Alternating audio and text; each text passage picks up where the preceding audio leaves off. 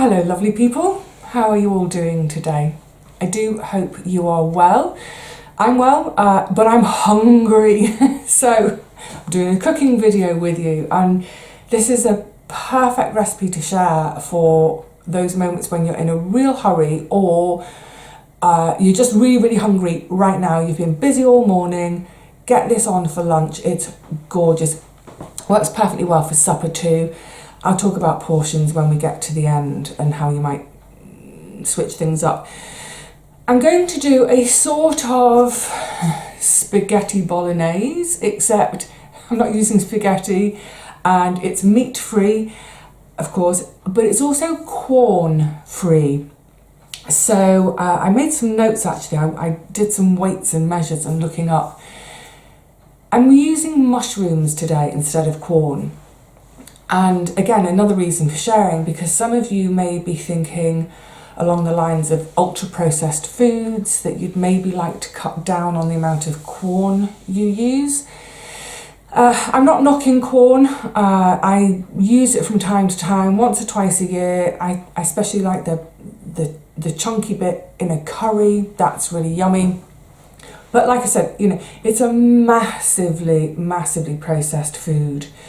So if we use mushrooms instead, we are reducing that ultra-processed food stuff in our diets. Also in terms of cost, so I have to refer to notes. So I've worked this out on 300 grams because I'm using 300 grams of mushrooms today. The cost for that is anywhere between £1 and about £1.50. I think I've picked these ones up for about £1.20. Corn, it doesn't come in a 300 gram bag, but the equivalent would be if you're buying the corn mince. So I'm saying I'm doing my recipe for £1.20. The corn equivalent will be £1.77.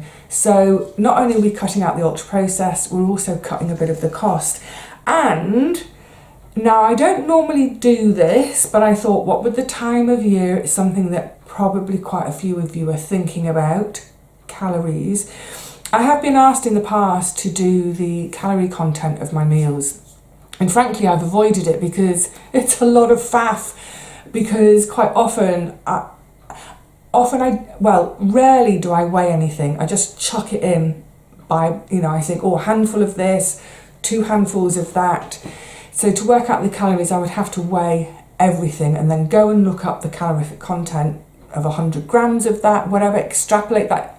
So I haven't bothered in the past, but I have today. So for example, with our 300 grams, with corn, the calories would be 276. With the mushrooms, 66. Also, I'll talk more about the portions at the end, but I'm making 4 portions. So that 276 calories of corn, you divide it by 4. When we get to the end, I'm going to give you the exact calories for my version of 1 portion, which is quite small, but I'll show you. You don't need a big portion.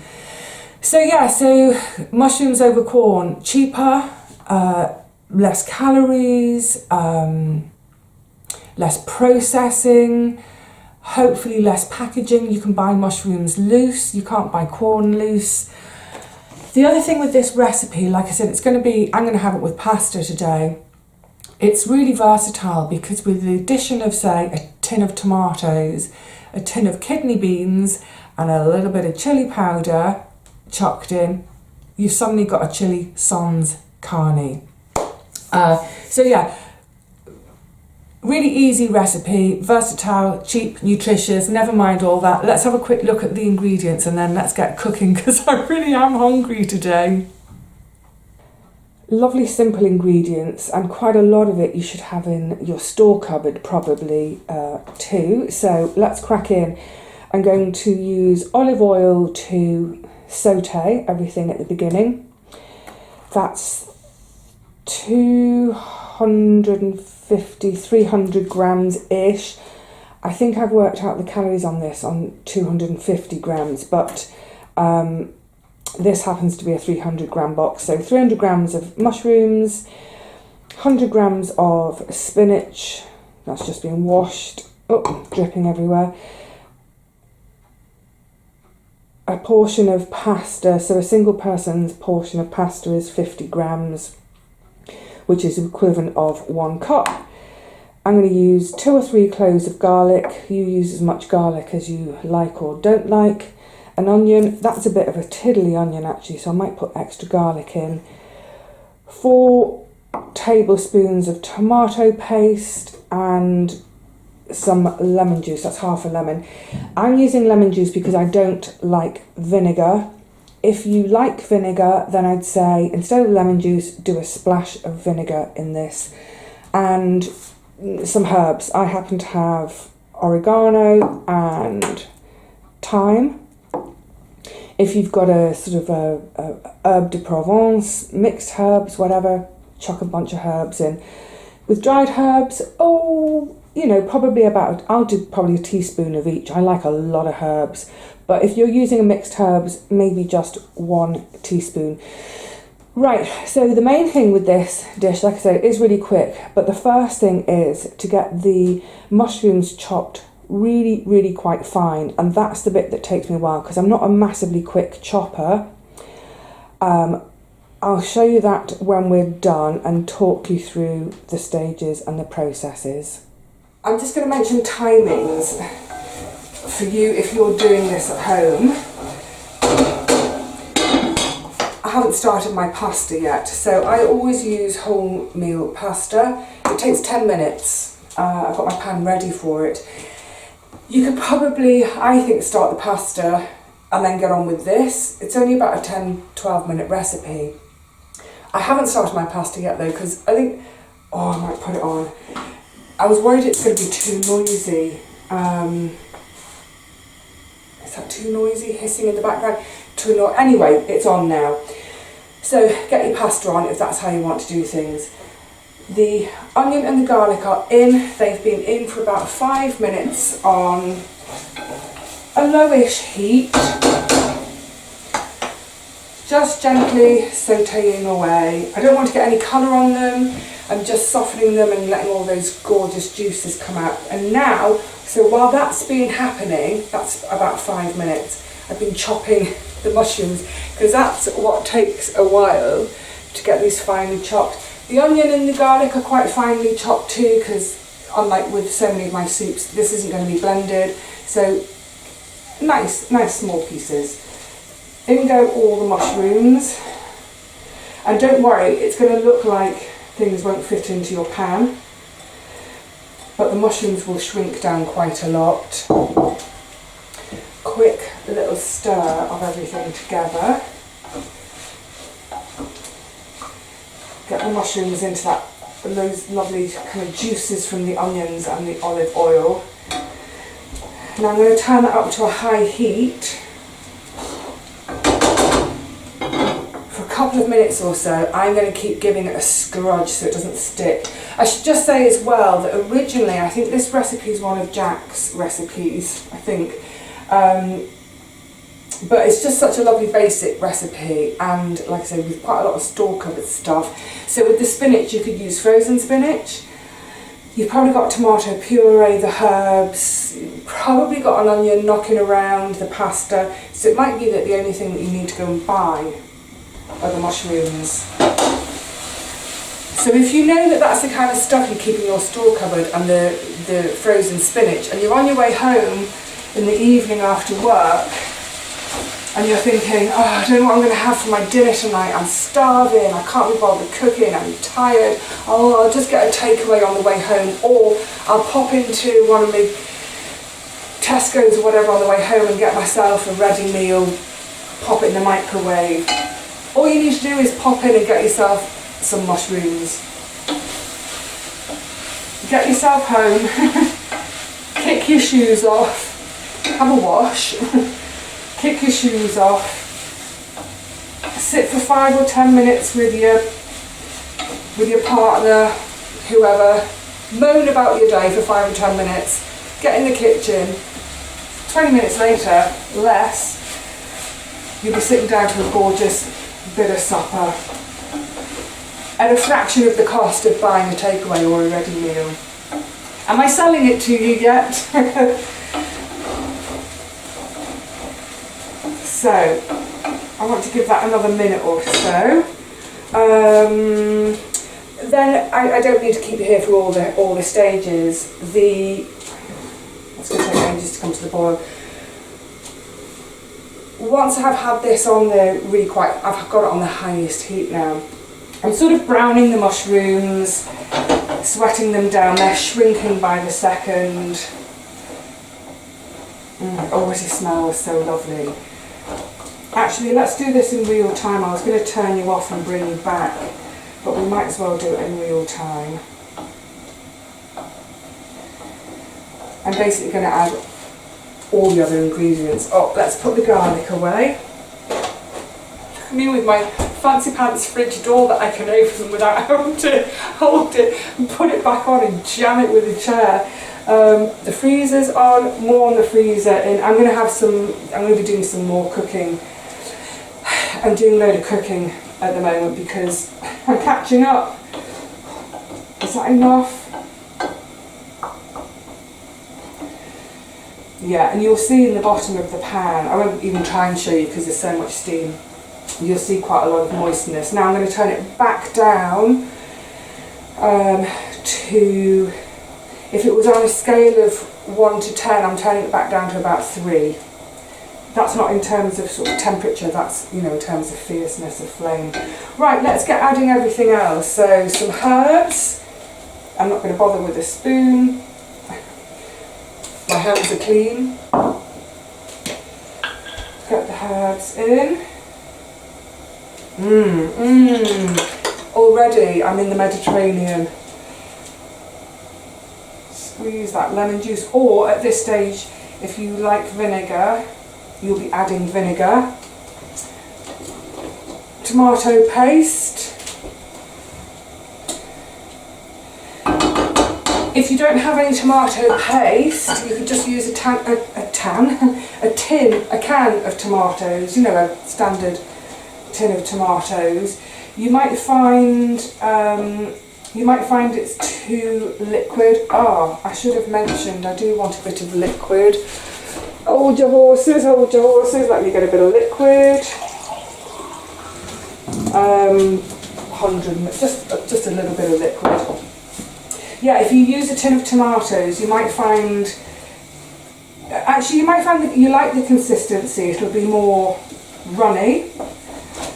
I am going to show you this in a sec, because once the spinach goes in, now I know the vast majority of you know this, but for those who don't, let's just share, because some people watch a video because they've not done something before. Let's not be snidey about it. A few of you may have only ever had spinach raw in a salad. You might not have cooked with it. Let me bring you over. Hang on a tick, I'm going to take you off. So this is what I want to show you. I'm going to turn the heat down a little bit more again.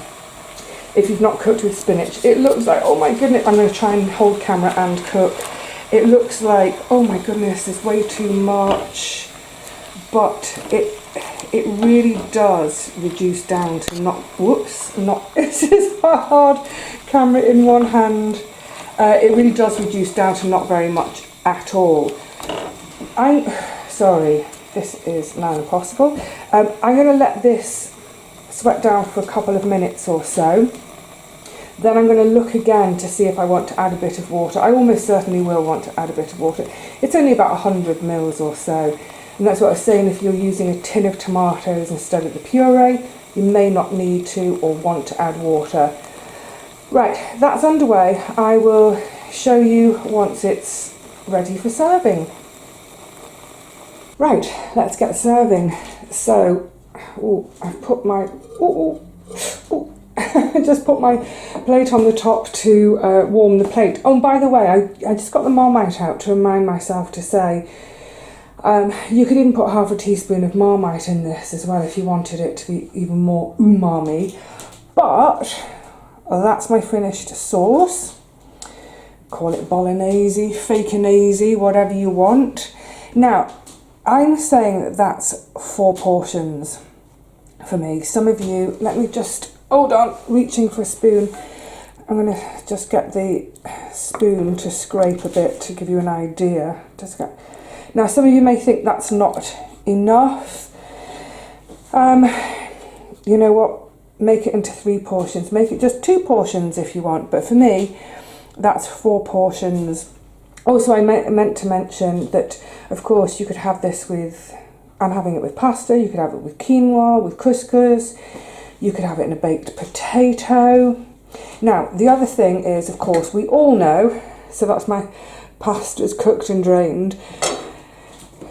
When making pasta and sauces, the pasta goes into the sauce, not the sauce onto the pasta. I don't know why, that's the rule. You put your pasta into the sauce. I, however, I'm not going to put my pasta into the sauce because 3 portions are for divvying for having later in the week. So I'm going to serve up my pasta on the plate and top it with the sauce. And I'll show you and we can have a little try, and I'm going to talk about the calories for the whole thing for those who are interested, if you're, you know, making a note of your calories as part of your New Year's resolution.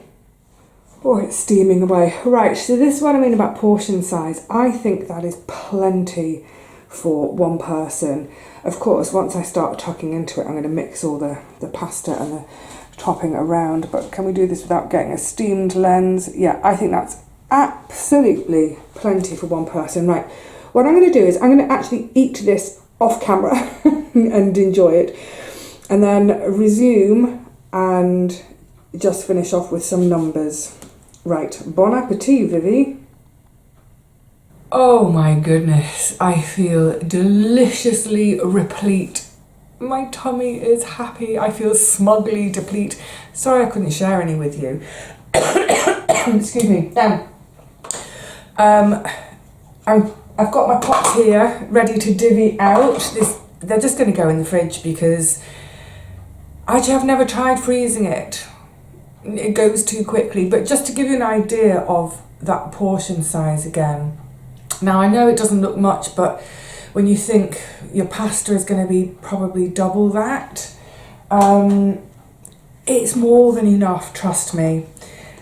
Now, the other thing to say, actually I need to take the lid off, I need to let a bit of steam out before I put it in the fridge. If you get your portion of pasta, if you're like me, you're making it for one person, but you've made up 4 portions. If you want, at the same time, make up 4 portions of your pasta and then do 4 little bento boxes. But mix it all in, pasta and your sauce. You'll need a considerably bigger pot. It's perfectly portable for taking to work and popping in the microwave for, I can't remember, how long have I done it in the microwave for? It's so long since I've used a microwave, sorry. It's only going to be seconds, just to warm it through again. And it's a great little lunch to take to work. Take with you, I mean, you might have a microwave at your allotment site. Some allotment sites have kitchens with microwaves. If that's the case, what a great little bit of tucker to take down to the garden with you. Yeah, I feel very full and very happy now.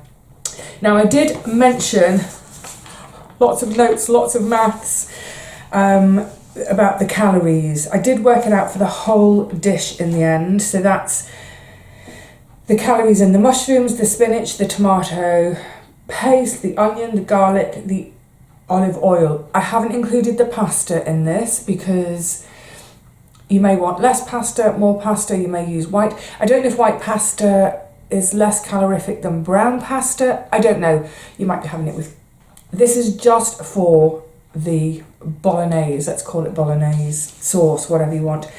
The total calories are just under, I've rounded it up a bit actually, the calories are around about 390, and that's for 4 portions, so that makes it 97 calories a portion. 97 calories for a really yummy topping for your pasta.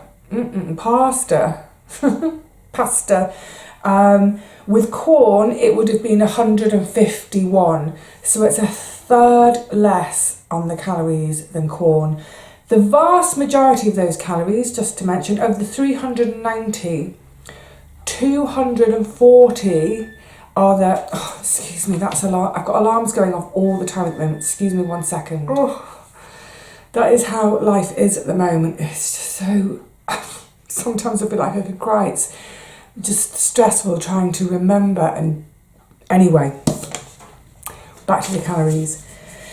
So 240 is the olive oil. So without the oil, it would have been 150. That's 75. That's 37 calories. It's nothing. Now, you may think, oh, I'll skimp on the olive oil in that case. Please don't. Olive oil is really good for us. We need oil. We need fat in our lives. You know, even if you're trying to reduce your weight, we still need fat. Our brain, our beautiful, precious brains need fat. And olive oil is so wonderful for us. Even better, raw. So, you know, drizzled on something. But yeah, I think 97 calories. I mean, I don't really know. I think that sounds pretty good for a really, really yummy part of a meal. I don't know what it is, the whole meal. Don't care. There we go.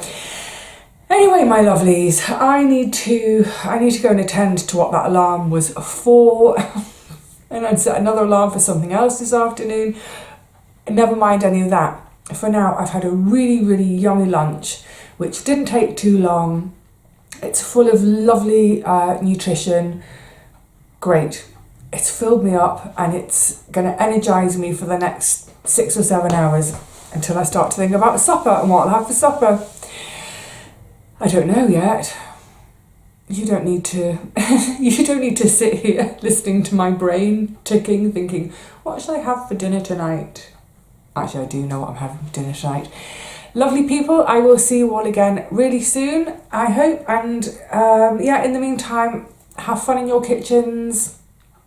Try new things, try this. It really is yummy and so easy. Nothing to lose by giving it a go, apart from the cost of a few ingredients if you hate it. But you know, if you hate any of the ingredients, you're not going to try it, are you? But if you like those ingredients, if you like mushrooms, tomatoes and spinach, give it a go. Until the next one, cheerio, lovelies.